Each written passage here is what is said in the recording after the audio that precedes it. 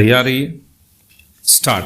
करीब 6 साल से निर्वाचित सरकार का इंतजार कर रहे जम्मू कश्मीर में विधानसभा चुनाव की तैयारियां शुरू हो गई हैं। चुनाव आयोग ने केंद्र शासित प्रदेश में चुनाव चिन्हों के आवंटन के लिए पंजीकृत गैर मान्यता प्राप्त पार्टियों से आवेदन मांगे हैं। जम्मू कश्मीर में अनुच्छेद 370 रद्द करने के फैसले को बरकरार रखते हुए सुप्रीम कोर्ट ने पिछले साल चुनाव आयोग को सितंबर 2024 तक प्रदेश में विधानसभा चुनाव कराने का आदेश दिया था। राजनीतिक दलों ने प्रदेश में लोकसभा चुनावों के साथ विधानसभा चुनाव कराने की मांग की थी, लेकिन आयोग ने सुरक्षा बलों की उपलब्धता का हवाला देकर इसे मंजूर नहीं किया। अब आयोग की तैयारियों से लगता है कि जम्मू कश्मीर में सितंबर तक विधानसभा चुनाव की प्रक्रिया पूरी हो सकती है।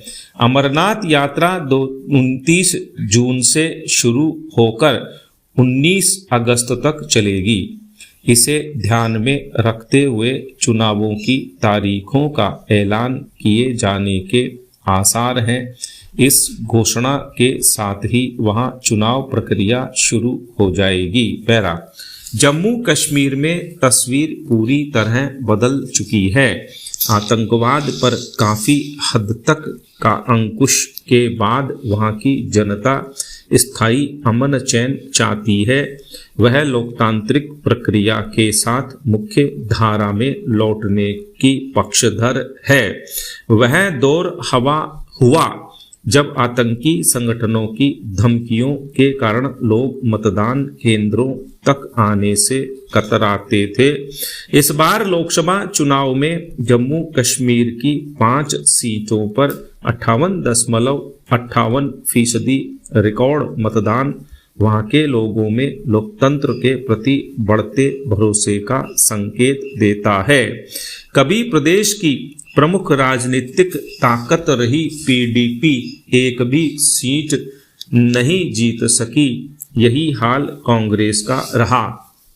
करीब 90% प्रत्याशियों की जमानत जब्त होने का संदेश स्पष्ट है कि अब जम्मू कश्मीर की जनता को भरमाया या बरगलाया नहीं जा सकता। वह अपने हितों को लेकर पहले से ज्यादा जागरूक हो चुकी है। वह समझ चुकी है कि उसकी बेहतरी के रास्ते लोकतंत्र बहाली से ही निकलेंगे। पैरा इसके बावजूद यह भी सच है कि अंकुश से बौखलाए आतंकी संगठन चुनाव के दौरान सक्रिय हो जाते हैं, इसलिए खास सावधानी भी आवश्यक है। लोकसभा चुनाव के दौरान मतदान से एक दिन पहले आतंकियों ने शोपियां में एक नेता की हत्या कर दी थी।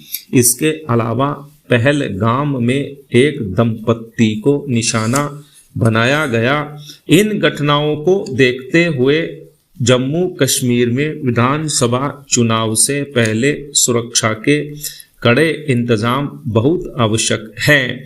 सीमावर्ती इलाकों में निगरानी बढ़ाई जानी चाहिए ताकि पाकिस्तान परस्त आतंकियों को सिर उठाने का मौका नहीं मिल सके। पैरा नरेंद्र मोदी ने तीसरी बार प्रधानमंत्री पद की शपथ ग्रहण कर ली है।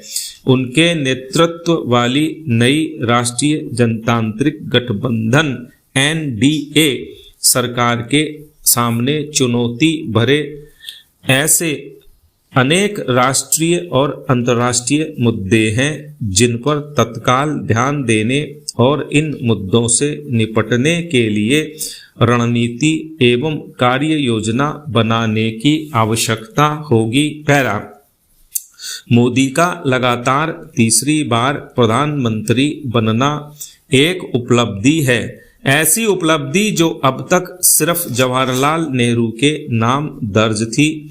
नेहरू की कांग्रेस ने 1962 में 44.7% वोटों के साथ 494 सीटों में से 361 पर विजयश्री हासिल की थी।